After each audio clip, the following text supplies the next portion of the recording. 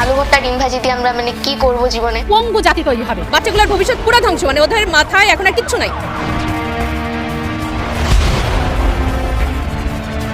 এ সম্পর্কে ভালোভাবে বোঝার জন্য প্রথমেই তোমাকে জানতে হবে মেয়েদের মাসিক হলে কি ব্যবহার করতে হয়। চমকে উঠি কার্ডের উপর লেখাটি দেখে, সেখানে লেখা রয়েছে কন্ডম। ছেলেদের স্বপ্নদোষ হয়, ছেলেদের দেখে লজ্জা পেতাম। আমরা সবাই অনেক ফ্রি হয়ে গেছি। বাচ্চারা এখন এই অশালীন দৃশ্য দেখার জন্য আসক্ত হয়ে যাচ্ছে।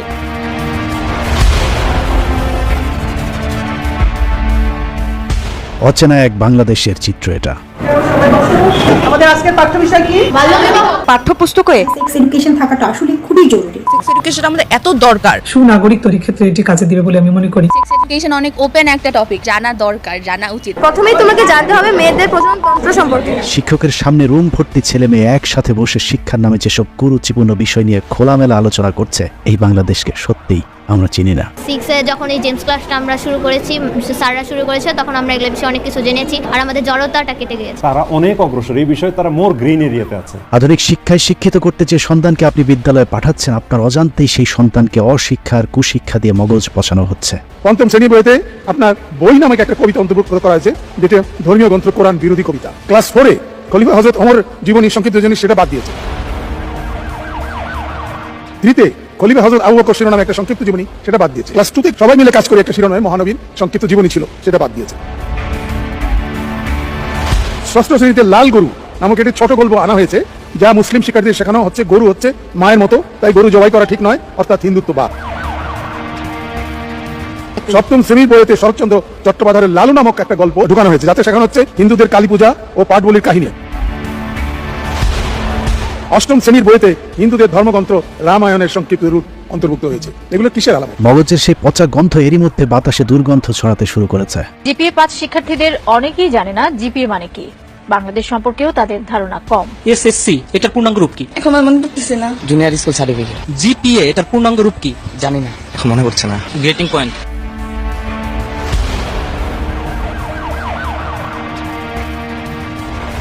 জাতি ধ্বংসের এক মহাপরিকল্পনার অংশ হিসেবে এদেশের শিক্ষা ব্যবস্থায় কালো থাবা বসানো হয়েছে। শিশু থেকে স্নাতক শ্রেণী পর্যন্ত প্রতিটি ক্লাসের ধাপে ধাপে চলছে জাতিকে মেধা শূন্য করবার এক মহাযজ্ঞ।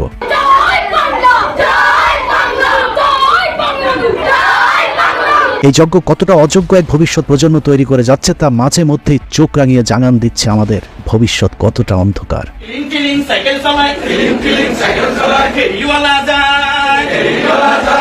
শারীরিক শিক্ষার ক্ষেত্রে কিন্তু বিভিন্ন অঙ্গভঙ্গি আছে। টিচারদের শিখাই কেন? টিচাররা যাতে বিদ্যালয়ে যেয়ে তারা কাজে লাগাতে পারে। বাচ্চাগুলোর ভবিষ্যৎ পুরো ধ্বংস, ওদের মাথায় এখন আর কিচ্ছু নাই। অভিনয়ের মাধ্যমে তাকে ইসলাম প্রচার করতে হবে, ইসলাম শিখতে হবে নাটক করে। এই পরিস্থিতি রাতারাতি তৈরি হয়নি। ভারতের প্রায় 80 বছরের পুরাতন মুসলিম বিরোধী পরিকল্পনার সাথে আওয়ামী লীগের টানা 15 বছরের বিরতিহীন ক্ষমতার সময়কাল মিলেমিশে ঘটিয়েছে এই ভয়ঙ্কর বিবর্তন।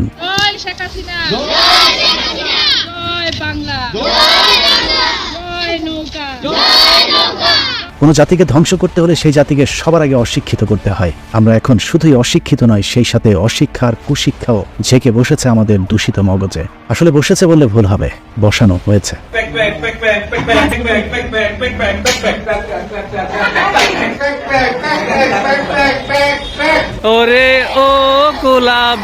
একদা শ্রেণীকক্ষে শেখানো হতো পিতামাতার পরই শিক্ষকের স্থান, এখন শেখানো হয় শিক্ষক হলো বন্ধুর মতো। যে কারণে হিন্দি গানের তালে তালে তালগুল পেকে যাচ্ছে শিক্ষক আর শিক্ষার্থীর কার জায়গা কোথায়।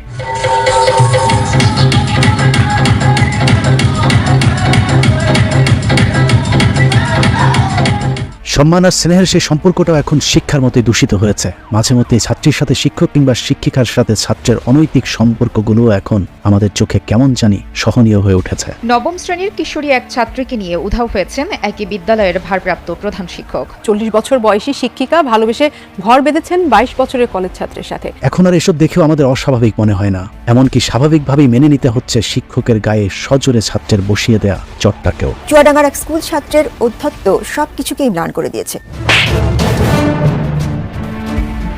এই চিত্র একদিনে তৈরি হয়নি, অত্যন্ত সুপরিকল্পিতভাবে এই পরিস্থিতি তৈরি করা হয়েছে।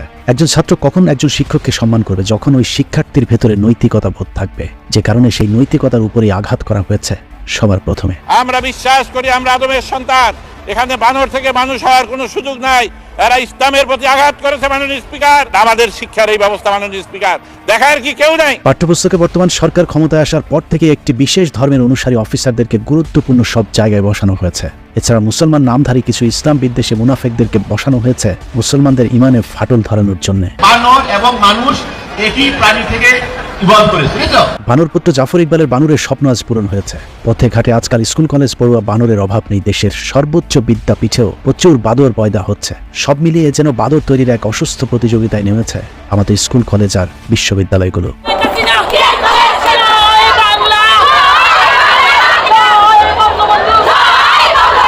ছোট ছোট শিশুদের মাথায় যৌন চিন্তা ঢুকিয়ে দিতে ষষ্ঠ সপ্তম শ্রেণীর বইতে মেয়েদের মাসিক বীর্যপাত সহ নানা ধরনের যৌন উত্তেজক বিষয় অন্তর্ভুক্ত করা হয়েছে। মাসিক হলে কি ব্যবহার করতে হয় না ব্যবহার করতে হয় যখন জানছি, এটা আমাদের স্কুলের সকল ফ্রেন্ডদেরও জানাইছি।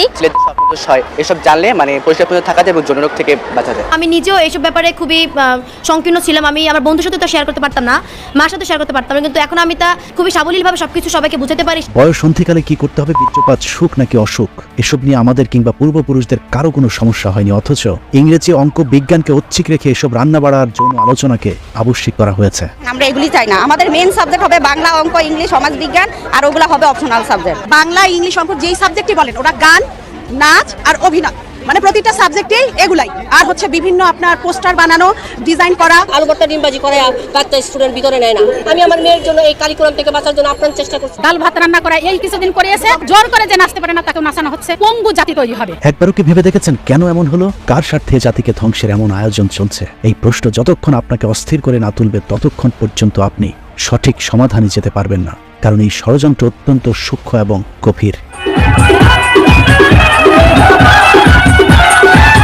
কিডনির সমস্যায় শরীরে জ্বর এলে কিছুক্ষণের জন্য জ্বরের ওষুধ খেয়ে জ্বর কমানো যাবে, কিন্তু কিডনির রোগ সারানো যাবে না। কিডনির রোগ সারাতে হলে কিডনির চিকিৎসা করতে হবে। ঠিক তেমনই আমাদের শিক্ষা ধ্বংসের পেছনে আসলে কাদের হাত রয়েছে সেটা বের করতে না পারলে আমাদের আসল রোগ কখনোই সারবে না। শিক্ষার সেই আসল অসুখ সারাতে হলে আপনাকে অবশ্যই 52 বছর পেছনে ফিরে যেতে হবে।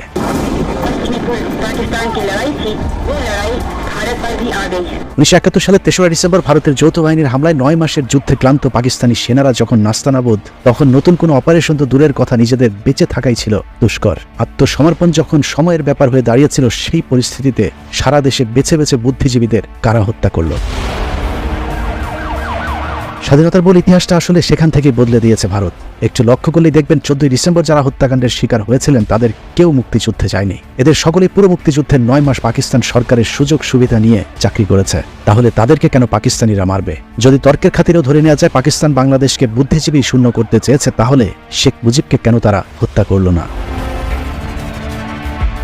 আসলে বুদ্ধিজীবীদেরকে হত্যা করেছে ভারতীয় গোয়েন্দা সংস্থা। আপনি যদি 14 ডিসেম্বরে নিহত বুদ্ধিজীবীদের তালিকা দেখেন তাহলেই বুঝে যাবেন আসলে তাদেরকে কারা হত্যা করেছে। বুদ্ধিজীবী হত্যাকাণ্ডের শিকার ব্যক্তিদের নিয়ে এখন রক্ত গরম করা বক্তব্য দেওয়া হলেও চেতনাধারীদের সংজ্ঞায় আপনি যদি বুদ্ধিজীবীদেরকে হিসেব করেন তাহলে সেই হত্যাকাণ্ডের শিকার সবাই ছিল রাজাকার, অর্থাৎ পাকিস্তানকে সহায়তাকারী। আমি স্মরণ করি আমার বাবা শহীদ শহীদুল্লাহ কায়সার সহ সকল বুদ্ধিজীবী শহীদদের, যারা বেঁচে থাকলে অনেক আগেই জননেত্রী শেখ হাসিনার হাত শক্ত হতো। বুদ্ধিজীবী হত্যাকাণ্ডের সবচেয়ে আলোচিত নাম মনির চৌধুরী। শহীদুল্লাহ কায়সার জীবনের শেষ দিনেও কর্মক্ষেত্রে গিয়েছিলেন। এছাড়া সিরাজুল হক খান, ডাক্তার মোহাম্মদ ফজলে রাব্বি, ডাক্তার আজহারুল হক, আলতাফ মাহমুদ কেউই মুক্তিযুদ্ধে যাননি। ডাক্তার আলিম চৌধুরীর মেয়ে ডাক্তার নুসরাত চৌধুরী মাইক সামনে পেলেই এখন বিলাপ শুরু করেন। তার বাবা নাকি বিরাট মুক্তিযুদ্ধের পক্ষের বুদ্ধিজীবী ছিল। আমাদের বাবারা চলে গেছেন মাথা উঁচু করে, সুন্দর সোনার বাংলা দেখবো বলে আমাদের এই ত্যাগ আমরা কিন্তু হাসি মুখে মেনে নিয়েছি। বাবার জন্য সন্তানের মায়া থাকা স্বাভাবিক, কিন্তু তার কথা শুনলে মনে হয় তার বাবাই যেন বাংলাদেশটাকে রক্ত দিয়ে স্বাধীন করেছে। বাস্তবতা হলো মৃত্যুর আগের দিন পর্যন্ত পাকিস্তানি সেনাদের চোখের চিকিৎসা করে গেছেন ডাক্তার আলিম চৌধুরী। তাহলে ডাক্তার নুসরাত চৌধুরীর বাবা আলিম চৌধুরী কিভাবে মুক্তিযোদ্ধা কিংবা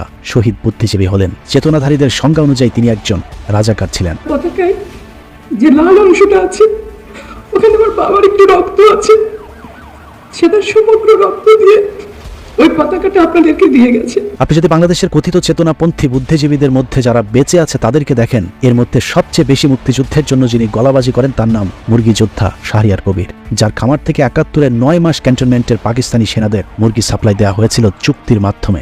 সরাসরি মুক্তিযুদ্ধ যারা বিরোধিতা করেছে তারা আজকাল স্বাধীনতা প্রেমী। আমি কাদের সিদ্দিকীর মতো বীরত্ব বীরবিক্রম মুক্তিযোদ্ধা ছিলাম না। আমি অতি নগণ্য একজন মুক্তিযোদ্ধা ছিলাম। প্রশ্নই ওঠে না, শারীরিক মুক্তিযোদ্ধা না, রাজাকার। ও তো এখানে মুরগি সাপ্লাই দিছে।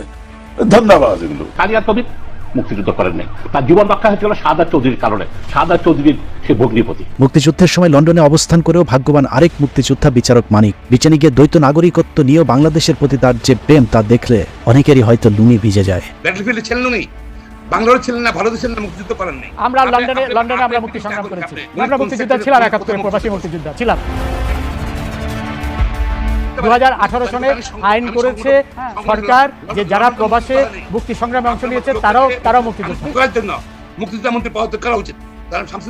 আগে বলেছি মুক্তিযুদ্ধে বাংলাদেশের আবেগকে কাজে লাগানোর জন্য ইতিহাসকে চরমভাবে বিকৃত করেছে ভারত। ভারতের ভূমিকা অনেকটা সাপ হয়ে দংশন আর ওজা হয়ে ছাড়ার মতো। পাকিস্তানপন্থী বুদ্ধিজীবীদের হত্যা করে বাংলাদেশিদের মাঝে পাকিস্তান বিরোধী সেন্টিমেন্ট তৈরি করা হয়েছে, আর ধান্দাবাজ কিছু লোকজনের হাতে মুক্তিযুদ্ধের চেতনার দণ্ড তুলে দিয়েছে ভারত।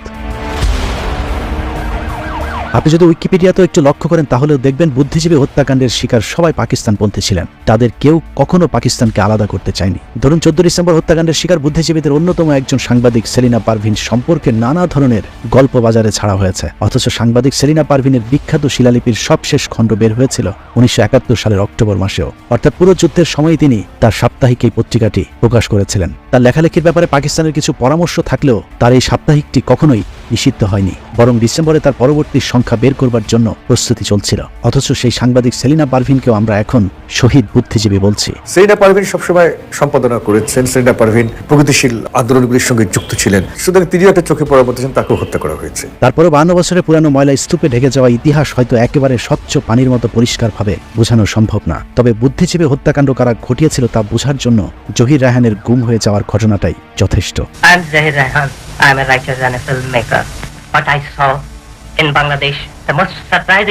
দেশ স্বাধীন হবার আগে জহির রায়হানের ভাই শহীদুল্লাহ কায়সারকে যদি পাকিস্তানিরা গুম করেছে সেটা ধরেও নেওয়া যায়, তারপরেও স্বাধীনতার পরে জহির রায়হানকে কারা গুম করলো? জহির রায়হান যে ডকুমেন্টারিটি নিয়ে কাজ করছিল সেই ডকুমেন্টারিতে আসলে কি ছিল? এসব প্রশ্নের উত্তর জানা গেলেই অনেক কিছু পরিষ্কার হয়ে যাবে।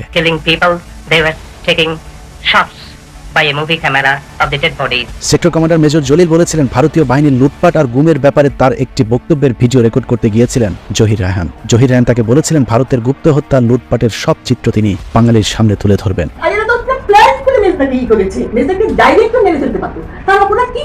দেশের মানুষের ইকুয়ালিটি চেয়েছিলেন, উনি জাস্টিস চেয়েছিলেন। কিন্তু সেই প্রতিবেদন আর প্রকাশ পায়নি। তার আগেই জহির রায়হানকেও গুম করে দেয় ভারত। জহির রায়হানের পরিবারের দাবি পাকিস্তান নয়, এই হত্যাকাণ্ডের পেছনে রাষ্ট্রের বড় বড় রাঘব বোয়ালেরা জড়িত ছিল। জহির রায়হানই তো প্রথম গুমের শিকার স্বাধীন বাংলাদেশে, এটা থেকেই শুরু হয়েছে। বড় বড় রাঘব বোয়ালরা এই বুদ্ধিজীবী হত্যার জন্য এই জন্য দায়ী। আমি বলবো আমাকে এখন তুমি গুলি করে মেরে দাও, আই ডোন্ট কেয়ার। স্বাধীন বাংলাদেশের রাঘব বোয়াল বলতে তিনি শেখ মুজিব সহ আওয়ামী লীগের নেতৃবৃন্দকেই বুঝিয়েছেন। এছাড়া শেখ মুজিবের কাছে জহির রায়হানের পরিবার বিচার চাইতে গেলে তিনি বলেছিলেন এসব নিয়ে বেশি ঘাটাঘাটি না করাই ভালো। এই যে ওনাকে হিপনোটাইজ করে মিরপুরে ঢোকানো হলো, সেটাও তো একটা মিস্ট্রি। কেন, কারা, কি জন্য, উনি কি দেশের ক্ষতি করেছেন? এসব কারণে ভারতীয় দালালেরা প্রচার করতে শুরু করে পাকিস্তান কিংবা ভারত নয়, আমেরিকা শহীদ বুদ্ধিজীবীদেরকে হত্যা করেছিল। রাঘব বোয়াল বলতে হচ্ছে আমেরিকার কথা তিনি বলেছেন এবং স্পষ্ট করেছেন সিআইএ এর কথা তিনি বলেছেন। সিআইএ পাকিস্তানকে সব রকম সহযোগিতা করেছে। তো এরা নিজে কিন্তু বামপন্থী চিন্তা বিশ্বাস করতেন। বাংলাদেশে মুক্তিযুদ্ধের ইতিহাস বিকৃতি শুরু হয় শেখ মুজিবের হাত ধরে। মুক্তিযুদ্ধের পর পাকিস্তান থেকে শেখ মুজিব লন্ডনে যাবার পর প্রথম সাংবাদিক হিসেবে সাক্ষাৎ নেওয়া বিবিসির সাংবাদিক সিরাজুর রহমান জানিয়েছিলেন কিভাবে 3 লাখকে শেখ মুজিব 30 লাখ বানিয়েছিল। আমরা সাংবাদিকদের মোটামুটি বলেছি এই পর্যন্ত প্রায় 3 লাখ বাংলাদেশ মারা গেছে। উনি ওইটা যে 3 মিলিয়ন বলে ফেলেছিলেন, আসলে সেটা মারা যায়নি। শেখ মুজিব 3 মিলিয়ন বা 30 লাখের পাশাপাশি 1 মিলিয়ন বা 10 লাখের কথাও বিভিন্ন জায়গায় বলেছিলেন। অর্থাৎ 30 লাখ মৃত্যু আর 2 লাখ মা বোনের ইজ্জতের সবই আলিফ লায়লার মতো বানোয়াট কেচ্ছা। ভারত অত্যন্ত সুকৌশলে মুক্তিযুদ্ধের ইতিহাস পাল্টে দিতে সক্ষম হয়েছিল, কারণ তারা স্বাধীন দেশে প্রথম রাষ্ট্রনায়ক হিসাবে শেখ মুজিবের মতো একজন ক্ষমতা লোভী ভারতীয় দালালকে পেয়েছিল। আমাকে প্রশ্ন করা হয় শ্রীমতী ইন্দিরা গান্ধীর সাথে আপনার আদর্শে এত মিল কেন? আমি বলি এটা আদর্শের মিল, এটা নীতির মিল। আমি ব্যক্তিগতভাবে তার কাছে কৃতজ্ঞ। ভারতের আজ্ঞাবহ ভৃত্য মুজিবের হাত ধরে বাংলাদেশের শিক্ষা ব্যবস্থার ধ্বংস শুরু করে ভারত। ওই সময় বাংলাদেশের অনেক মেধাবী কবি সাহিত্যিক থাকলেও ভারতীয় কবি সাহিত্যিকদের লেখা গল্প কবিতাকে প্রাধান্য দিয়ে রচিত হয় স্বাধীন বাংলাদেশের প্রথম পাঠ্যপুস্তক। আমাদের নজরুল, জসিমউদ্দিন, ডক্টর শহীদুল্লাহদের মতো অতি আশ্চর্য মেধাবী মানুষেরা থাকতেও সবার উপরে জায়গা করে দেওয়া হয়েছিল রবীন্দ্রনাথকে।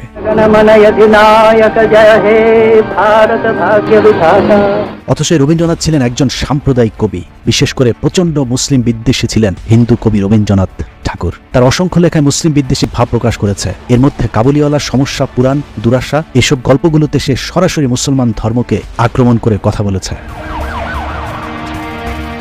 এছাড়া গোড়া উপন্যাসে রবীন্দ্রনাথ বলেছিল, ভালো মানুষই ধর্ম নয়, তাতে দুষ্ট মানুষকে বাড়িয়ে তোলে। তোমাদের মোহাম্মদ সে কথা বুঝতেন, তাই তিনি ভালো মানুষ সেজে ধর্ম প্রচার করেননি। অর্থাৎ মোহাম্মদ সাল্লাল্লাহু আলাইহি ওয়াসাল্লাম একজন খারাপ মানুষ ছিলেন। রবীন্দ্রনাথ তার জন্মভূমি প্রবন্ধে লিখেছেন, বেদ ব্রাহ্মণ রাজা ছাড়া আর কিছু নাই ভবে পূজা করিবার। অর্থাৎ হিন্দু ধর্মের বাইরে আর কোনো ধর্মের মানুষের কোনো উপাস্য নেই। ভারতবর্ষে হিন্দু ব্রাহ্মণদের অত্যাচারে নিম্নবর্ণের হিন্দুরা যখন দলে দলে মুসলমান হচ্ছিল, তখন তিনি তাদের বিরুদ্ধে যুদ্ধ ঘোষণা করেছিলেন। তিনি লিখেছিলেন, যে মুসলমানরা আমাদের ধর্ম নষ্ট করেছে, তাদের মিত্রদের বিরুদ্ধে লড়াই না করাটাই হচ্ছে অধর্ম। লেখক সৈয়দ মুজিবুল্লাহ লিখেছেন, মরহুম মোতাহার হোসেন চৌধুরী শান্তিনিকেতনে কবি রবীন্দ্রনাথ ঠাকুরকে একবার জিজ্ঞেস করেছিলেন, আপনার লেখায় কখনোই ইসলাম কিংবা তাদের নবী সম্পর্কে কোনো প্রশংসাসূচক লেখা নেই কেন? উত্তরে রবীন্দ্রনাথ বলেছিলেন, কোরআন পড়তে শুরু করেছিলাম, কিন্তু বেশি দূর এগুতে পারিনি, কারণ তোমাদের রাসূলের জীবন চরিত্র ভালো লাগেনি।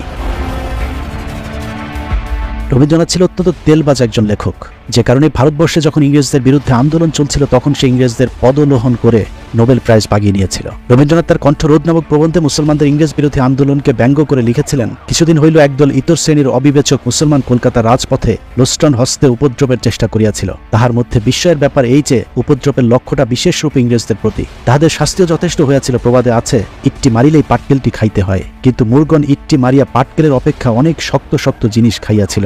এখানে মুরগন বলতে তিনি মুসলমানদেরকে বুঝিয়েছেন। অর্থাৎ মুসলমানরা যখন ইংরেজদের বিরুদ্ধে আন্দোলন করে নির্যাতিত হয়েছে, সেটাকে তিনি তার সন্তুষ্টি হিসাবে দেখেছেন। রবীন্দ্রনাথ বাংলাদেশের মুসলমানদের পড়াশোনারও বিরোধিতা করেছিলেন। তিনি বলেছিলেন, চাষার ছেলেদের জন্য আবার বিদ্যা কিসের, যে কারণে তিনি ঢাকা বিশ্ববিদ্যালয়ের ঘোর বিরোধিতা করে কট্টর হিন্দুদেরকে নিয়ে কঠিন আন্দোলন গড়ে তুলেছিলেন। 1912 সালের মার্চ মাসে গড়ের মাঠে সেই মিটিং এর থেকে অনেক বড় ডায়াস হলো। তার সভাপতি হলেন বিশ্বকবি রবীন্দ্রনাথ ঠাকুর। কিসের জন্য মিটিং জানেন?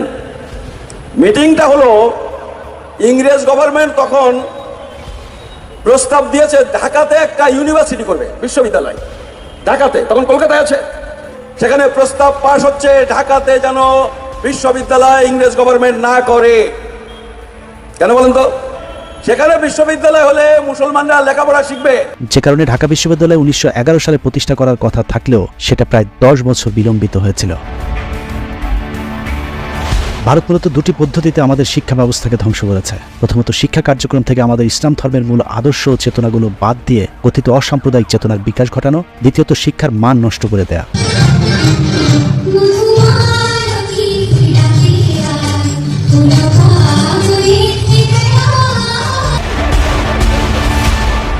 প্রথমে আমি ঘুমাবো,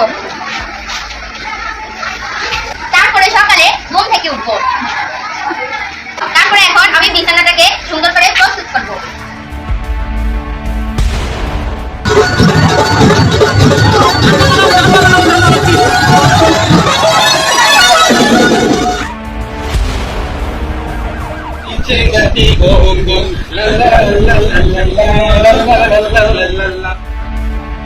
শেখ মুজিবের হাত ধরে ভারত প্রথমে বাংলাদেশের শিক্ষা ব্যবস্থা থেকে ইসলামকে আলাদা করে দেয়, কারণ ভারত জানে ইসলামী মূল্যবোধই বাংলাদেশের মানুষের ঐক্যের সবচেয়ে বড় শক্তি।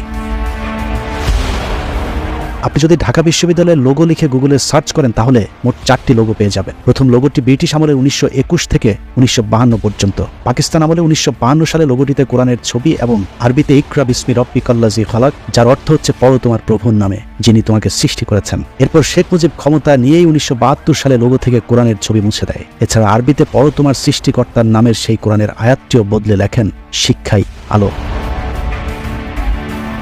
তাতেও ভারতের পছন্দ হয়নি। 1 বছর না যেতেই আবারও লোগোতে পরিবর্তন এনে কট্টর হিন্দুত্ববাদী সংগঠন বিজেপি RSS এর লোগোটি ঢাকা বিশ্ববিদ্যালয়ের লোগোতে বসিয়ে দেওয়া হয়।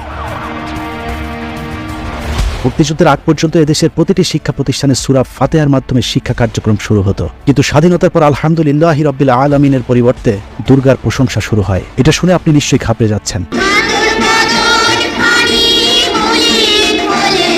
বাংলাদেশের শিক্ষা প্রতিষ্ঠানের অপরাজনীতির শুরু হয় শেখ মুজিবের হাত ধরে। 1972 থেকে 75 সাল ঢাকা বিশ্ববিদ্যালয় ছিল অপরাজনীতির কেন্দ্রবিন্দুতে। এখানে ব্রাশ ফায়ারের 7 খুন সহ প্রতিদিন ধাওয়া, পাল্টা ধাওয়া, হত্যা, গোলাগুলি ছিল নিত্য নৈমিত্তিক ব্যাপার। স্বয়ং রাষ্ট্রপ্রধানের পুত্রের গুন্ডামি, মাস্তানি, লুটপাট, টেন্ডারবাজি, ব্যাংক ডাকাতি ঠেকাতে ক্লান্ত হয়ে পড়েছিল গোটা রাষ্ট্র ব্যবস্থা। সেই জংধরা রাষ্ট্র 52 বছরেও আর মেরামত করা যায়নি। মাঝে মাঝে কেউ কেউ চেষ্টা করলেও নিরবিচ্ছিন্ন 15 বছরের লম্বা সময়ে শেষ করে দেওয়া হয়েছে আমাদের গোটা শিক্ষা ব্যবস্থাকে।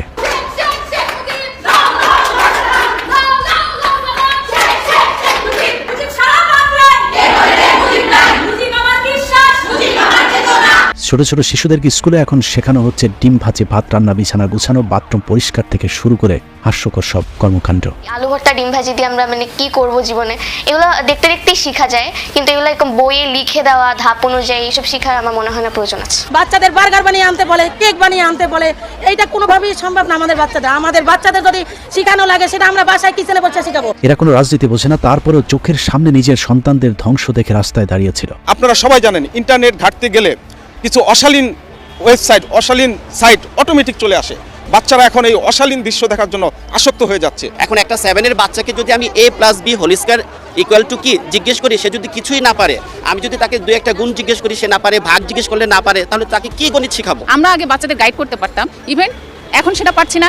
টিচাররাও তাদেরকে ওভাবে পড়াতে পারছে না। টিচাররাও বলছে যে আমরা কিভাবে পড়াবো। সাধারণ যে গুণ, যোগ, বিয়োগ, গুণ, ভাগ এগুলো ভুলে গেছে। তার যে প্লাস মাইনাসে মাইনাস হয়, এই যে সূত্রগুলো, বীজগণিতের বেসিক যে সূত্রগুলো, এগুলোও সে ভুলে গেছে। কিন্তু তাদের উপর চালানো হয়েছে অবর্ণনীয় নির্যাতন। আমাকে পুলিশে দাঁড়াতে দিচ্ছে না, এইটা কেন তারা আইনের বিধি লঙ্ঘন করছে, আমি এই জবাব চাই। জাতি ধ্বংস করা এরকম শিক্ষা ব্যবস্থার বিরুদ্ধে গেল বুধবার প্রতিবাদ নয়, একটু আলোচনার আয়োজন করেছিল ঢাকা বিশ্ববিদ্যালয়ের শিক্ষকদের একাংশ, যারা এখন পর্যন্ত কারো কাছে মাথা বিক্রি করেনি। কিন্তু তাদের সে উদ্দেশ্য সফল হয়নি। শেখ হাসিনার পুলিশ সেটাও করতে দেয়নি, কারণ শিক্ষা ব্যবস্থা ধ্বংসের এই পরিকল্পনা ভারত থেকে এসেছে। এর বিরুদ্ধে কোনো ধরনের আলোচনা, সমালোচনা চলবে না। জাতীয় শিক্ষাক্রম 2021 নিয়ে কেন উদ্বিগ্ন? এই দেশের শিক্ষায় অনেক সমস্যা, তার মধ্যে কারিকুলাম এটা হলো লাস্ট সমস্যা। এই সেমিনারটি ঢাকা বিশ্ববিদ্যালয়ের আরসি মজুমদার মিলনায়তনে হওয়ার কথা থাকলেও উপরে নির্দেশে শেষ মুহূর্তে তা বাতিল করে দেয় বিশ্ববিদ্যালয় কর্তৃপক্ষ। তাদের রাজনৈতিক দেউলাতে প্রকাশ। খোদ সরকারের একজন মন্ত্রী বলেছেন, নতুন এই শিক্ষা ব্যবস্থা নিয়ে নাকি সরকারের ভেতরে, বাইরে কিংবা সংসদে কোথাও কোনো আলোচনাই হয়নি।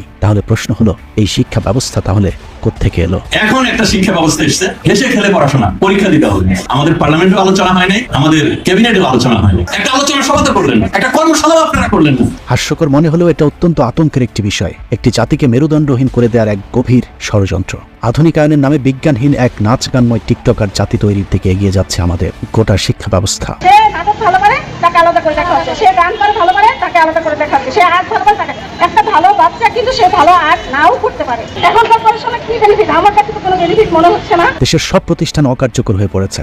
গোটা দেশটাই যেন এখন রাজনীতিবিদ তৈরির কারখানায় পরিণত হয়েছে।